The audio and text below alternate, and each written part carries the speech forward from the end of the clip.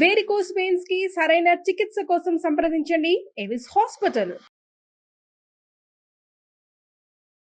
గోధూళిదూసరిత కోమల కుంతలాగ్రం గోవర్ధనోద్ధరణ కేళికృత ప్రయాసం గోపీజనస్య కుచ కుంకుమ ముద్రితాంగం గోవిందమిందువదనం శరణం భజామః.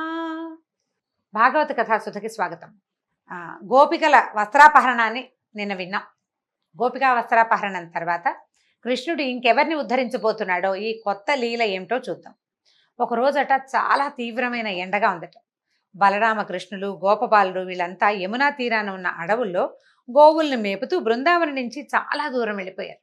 ఎంతో దూరం వెళ్ళాక ఎండవేడికి తట్టుకోలేకపోయారు. ఆ గోవులు కూడా తలా ఒక పక్కన చెట్ల కింద కూర్చుని వీళ్ళు కూడా చెట్ల నీటిలో విశ్రమించారు. కాసేపు తేరుకున్నాక ఏమన్నట, మిత్రులారా, ఈ చెట్లను చూడండి, ఇవి ఎవరి నుంచి ఏమీ కోరవు, తమ పట్ల ఎవరెంత అపచారం చేసినా సహిస్తాయి. అలాగే అన్ని ప్రాణులకి ఉపయోగపడమే తన జీవిత లక్ష్యం అన్నట్టు బతుకుతాయి ఈ చెట్లు, అంతే కదా. వాటికి ఎవరికి తోటి ఏమీ లేదు, కొట్టేసిన వాడికి కూడా నీడిస్తుంది, పండిస్తుంది చెట్టు. తాము ఎండకు ఎండి గాలికి వాలిపోయి వానకు తడిసి చలిని సహించి అవే బాధల నుంచి మనని రక్షిస్తాయి. అంతేకాదు ఎవరైనా తమ వద్దకు ఏదైనా ఆశించి వస్తే వాళ్ళని రిక్తహస్తాలతోటి పంపవు. ఎవడైనా వస్తాడు, పచ్చగా ఉన్న నాళ్ళు ఆకులు, కాయలు, పళ్ళు, పువ్వులు ఇస్తాయి. ఎండి మోడైపోయాక కలప, కట్టె, కట్టెలు, బొగ్గులు ఇస్తాయి. చెట్లు ఎంత గొప్పవి! ఇంతకంటే జన్మ సాఫల్యం అంతరం ఇంకొకటి ఉందా? జీవిత సాఫల్యానికి ఇంకేం కావాలి? ఎప్పుడూ ఇతరులకు సహాయపడ్డమే. మానవులు వీటిని చూసి నేర్చుకోవాలి. తమ జీవితకాలంలో ప్రాణాన్ని, బుద్ధిని, ధనాన్ని, వాక్కుని లోకహితం కోసం వినియోగించాలి ప్రతి మానవుడు అని శ్రీకృష్ణుడు భాగవతంలోనే చెప్పాడట. భగవద్గీత దాకా వెళ్ళలా, చిన్నపిల్లాడప్పుడే చెప్తున్నాడు. పుట్టిన ప్రతి ప్రాణి లోకహితం కోసం ప్రవర్తించాలి. మనం మొత్తం లోకహితం కోసం ప్రవర్తించలేకపోతాం. కనీసం కొంతైనా లోకహితం, సొంత లాభం కొంత మానుకుని పొరుగువాడికి తోడ్పడాలని కృష్ణ పరమాత్మే చెప్పాడు. అయితే ఏం చేశారు? ఎండగా ఉందనుకున్నారు కదా, సరే నది దగ్గరికి తీసుకెళ్ళి నీళ్లు తాగిచ్చారు. ఆకళ్ళు వేస్తున్నాయి బాగా, ఎండాకాలం ఆకళ్ళు ఎక్కువ. కృష్ణ, ఆకలి తీరే మార్గం ఏదైనా చెప్పమన్నారు. అయితే ఈయన ఏమనుకున్నాడంటే, ఆయన ఆలోచిస్తున్నాడు, తనకు అత్యంత భక్తురాలైన ఒక విప్రపత్నిని ఆయన ఉద్ధరించాల్సి ఉంది. ఆ సమయంలో ఎవరికో ఒకళ్ళకి ఇవ్వాలి, ఒక సహాయం చేయాలి ఆయన. అందుకని ఏం చేశాడు, మిత్రులకి ఆకలి తీర్చేది, తన భక్తురాలకి మోక్షం కలిగించేది అయిన ఒక మంచి ఉపాయాన్ని పెట్టుకున్నాడు. ఏం చెప్పాడంటే, ఆ పక్కన కొంచెం దూరంలో అనేక మంది వేదవేత్తల ఆశ్రమాలు ఉన్నాయి. వాళ్ళంతా యజ్ఞం చేస్తున్నారు, స్వర్గలోకవాసం కోసం యాగాలు చేసుకుంటున్నారు. వాళ్ళు బృహస్పతి శవం అనే యాగం చేస్తున్నారట, యజ్ఞం. అయితే మీరు వాళ్ళ దగ్గరికి వెళ్ళండి, బలరామకృష్ణులు మాకందరికీ అన్నం పెట్టమని అడుగుతున్నారని అడగండి అని చెప్పాడు. చెప్పేసరికల్లా ఈ గోపబాలురంతా ఆ యజ్ఞవాటిక దగ్గరికి నడిచిపోయారు. యజ్ఞవాటికలో ఉన్న వాళ్ళకి దండం పెట్టారు, చేతులు జోడించి, అయ్యా బ్రాహ్మణోత్తములారా, బలరాముడు కృష్ణుడు మమ్మల్ని పంపారు, వాళ్ళిద్దరూ మేమును చాలా ఆకలితో ఉన్నాం, మాకు అన్నం పెట్టమని మిమ్మల్ని అడగమన్నారు అని చెప్పారు. చెప్పేసరికల్లా పైగా మీరు యజ్ఞం చేస్తూ దీక్షలో ఉన్నారు, ఈ దీక్షలో ఉన్న వాళ్ళు తాము వండుకున్న అన్నం తాము తిన్నా ఇతరులకు పెట్టినా తప్పు లేదని చెప్పమన్నారు. మీరు యజ్ఞ దీక్షలో ఉన్న వాళ్ళు అన్నం వాళ్ళు తినచ్చు, ఇంకొకళ్ళకి పెట్టచ్చు, తప్పు లేదని చెప్పమన్నారు. కాబట్టి మీరు సమస్త ధర్మాలు తెలిసిన పెద్దవాళ్ళు బలరామకృష్ణులకి అన్నం పెట్టండి, మాకు కూడా అన్నం పెట్టండి అని అడిగారు. ఈ విప్రులు స్వర్గము మొదలైన అంటే ఏమనాలి, అల్పమైన విషయాలు, చిన్న విషయాల పట్ల మాత్రమే ఆసక్తిగా ఉంది. విస్తారంగా కర్మలు చేయటమే జీవన సాఫల్యం అనుకునే చాలా చిన్న బుద్ధి. వీళ్ళకి భగవంతుడిని తెలుసుకునే ఉపాయం మీద దృష్టి లేదు. స్వర్గారోహణ ఎలా స్వర్గాన్ని పొందాలి అనే దాని మీదే ఉంది. పైగా దానికి తోడు ఏంటంటే, మూర్ఖులు, తమంత జ్ఞానులు ఎవరు లేరన్న ఉద్దేశం ఉన్నవాళ్ళు. భగవంతుడిని తెలియని వాడిని మూర్ఖుడనే కదా అనాలి. అక్కడి నుంచి సాక్షాత్తు భగవంతుడే గుమ్మంలోకి వచ్చి అన్నం అడిగినా విన్నట్టు ఉండిపోయారు. అన్నం పెడతామని అనలేదు, పెట్టమని సమాధానం చెప్పల. గోపబాలురు వెనక్కి తిరిగి వచ్చేసారు. ఇక నిరాశగా వచ్చారు. అప్పటికే ఎండ మార్చేస్తోంది, ఆకలి కడుపుతో నకనకలాడుతూ వెనక్కి వచ్చారు. అయితే బలరామకృష్ణులకు చెప్పారు, ఇలా జరిగింది. వాళ్ళు ఏం మాట్లాడలేదని. కృష్ణుడు నవ్వేట, ఏదైనా ఒక పని చేయాలంటే ప్రయత్నం చేస్తూ ఉండాలి. మనకు అన్నం కావాలి, ప్రయత్నం చేయొద్దు. వాళ్ళని అడిగావు, వాళ్ళు కాదన్నారు, ఇంకోళ్ళని అడుగు, ఇంకో ప్రయత్నం చేయాలి కదా. ఒక ఉపాయం ఫలించకపోతే ఇంకో ఉపాయం ఆలోచించాలి. కాబట్టి మీరు మళ్ళీ వెళ్ళండి, ఈసారి బ్రాహ్మణులను అడగద్దు, వాళ్ళ భార్యలను అడగండి అన్నాడు. ఈ విప్రులు జ్ఞాన సంపన్నులు. వాళ్ళకి ఆలోచన ఏంటంటే, చదువు విషయం వరకే వాళ్ళకి ఆలోచన ఉంది. కానీ విప్రుల భార్యలు భక్తి సంపన్నులు, వాళ్ళకి చాలా భక్తి ఆలోచనలు ఉన్నాయి. వాళ్ళకి ఏంటంటే, అన్నిటికీ ఎప్పుడు నిరంతరము పరమాత్మ మీదే లగ్నమైన మనసు కలిగిన వాళ్ళు. విప్రపత్నులు విష్ణు కథలు విన్నారు, వాటిని మననం చేసుకున్నారు, వాటినే ధ్యానం చేసి ధన్యులయ్యారు. వారు శరీరాలతో సంసారాల్లో ఉన్నారు, కానీ వాళ్ళ మనసుల్లో మాత్రం విష్ణువే ఉన్నాడు ఖచ్చితంగా.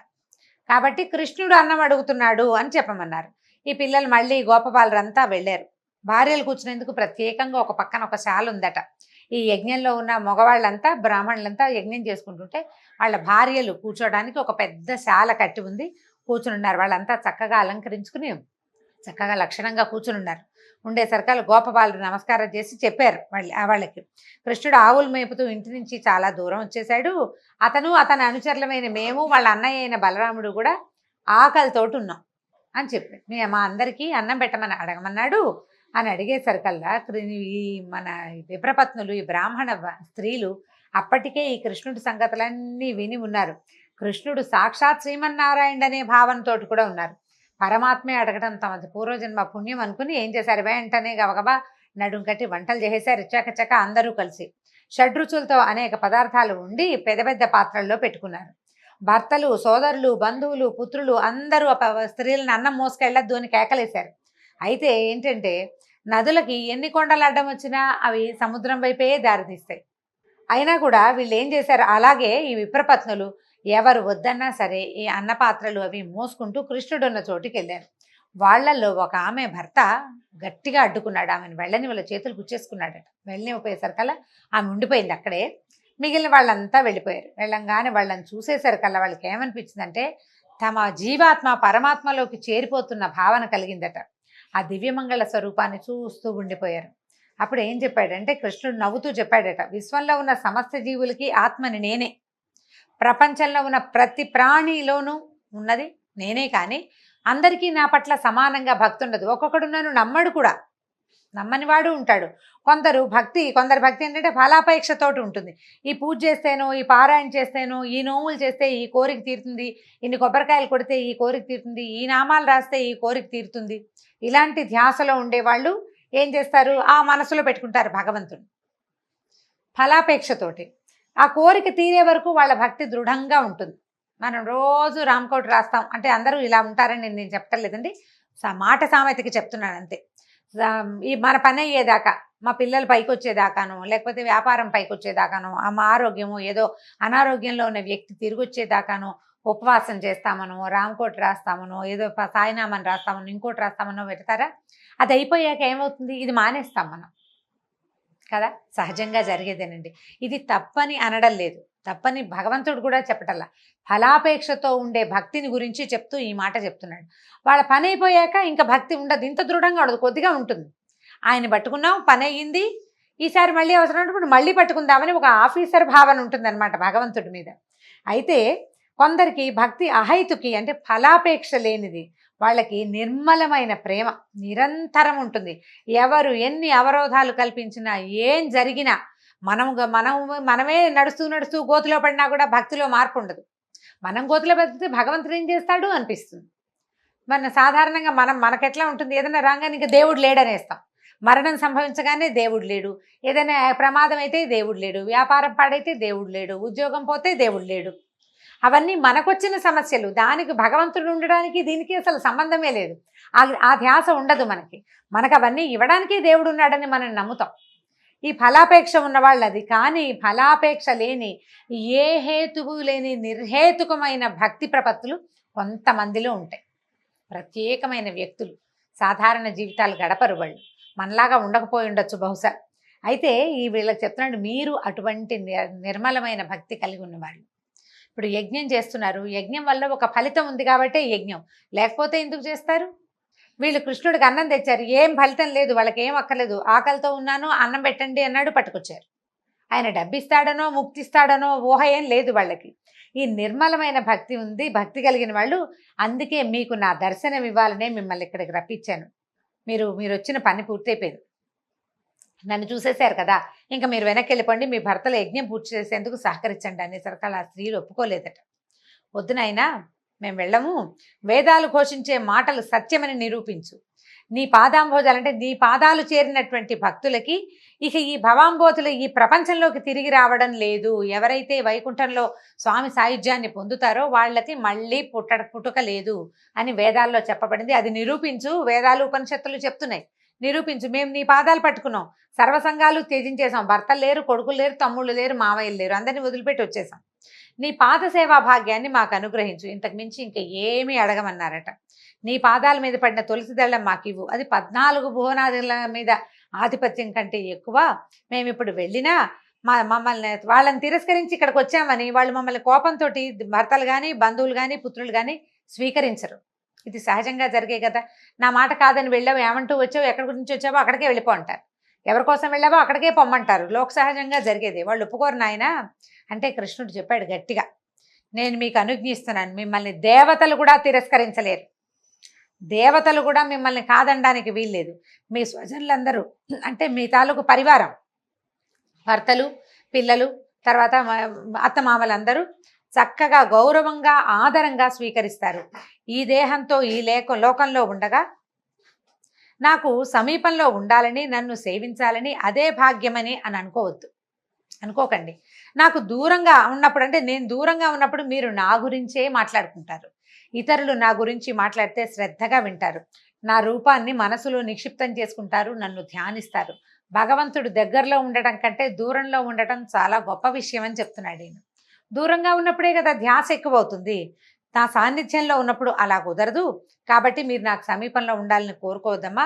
గృహిణులుగా మీకు జీవితంలో చాలా కర్తవ్యాలని, వాటిని శ్రద్ధగా నిర్వహించండి. ఆ ధర్మాన్ని పాటిస్తూనే మనసును నా మీద లగ్నం చేయండి, నాకు సన్నిహితులవుతారు, త్వరలోనే సాయుధ్యం పొందుతారని చెప్పి పంపించాడు. ఈ కృష్ణుడికి నమస్కరించి విప్రపత్నులంతా తమ తమ ఆశ్రమాలకు వెళ్ళిపోయారు. భర్తలు వారిని తమ మాట కాదని వెళ్ళారన్న భావాలే లేవు ఎవరికి. వాళ్ళ లోపలి భావాన్ని ఆ లోపల ఉన్న అంతర్జ్యోతే తుడిపేసింది. అందరూ సగౌరవంగా మామూలుగా ఉన్నారు, ఏమి ఇబ్బంది పెట్టలేదు. భార్యలతో కలిసి యజ్ఞం పూర్తి చేశారు. భర్త చేత అడ్డగించబడిన స్త్రీ మాత్రం ఒక ఆవిడ భార్యని వెళ్ళనివ్వలేదు కదా, ఆపేశాడు.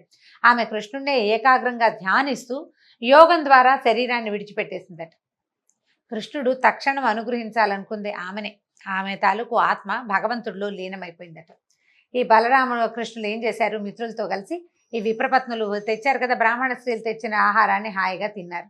అప్పుడు బ్రాహ్మలు యజ్ఞం పూర్తయ్యేసరికి వాళ్ళు ఏం తెలుసుకున్నారంటే, తమ భార్యలలో అంతకుముందు లేని తేజస్సుని, ప్రశాంతతని గమనించారు. భగవంతుణ్ణి సాక్షాత్ దర్శనం చేసిన వాడి ముఖంలో ఎలాంటి ప్రశాంతత వస్తుంది, ఎంత ప్రశాంతత, ఎంత తేజస్సు, ఎంత మనసు ఎంత నిమ్మళంగా ఉంటుంది. వాళ్ళు దేనికి హైరాన్ పడరు. వాళ్ళని చూసేసరికల్లా వీళ్ళకి అర్థమైంది, కృష్ణుడి గురించి వాళ్ళు విన్నారు, వాళ్ళకి తెలుసు కొంత. కానీ అయ్యో యజ్ఞం కోసం ఇలాంటి అవకాశాన్ని జారవిడుచుకున్నామే అని చాలా చింతించారట.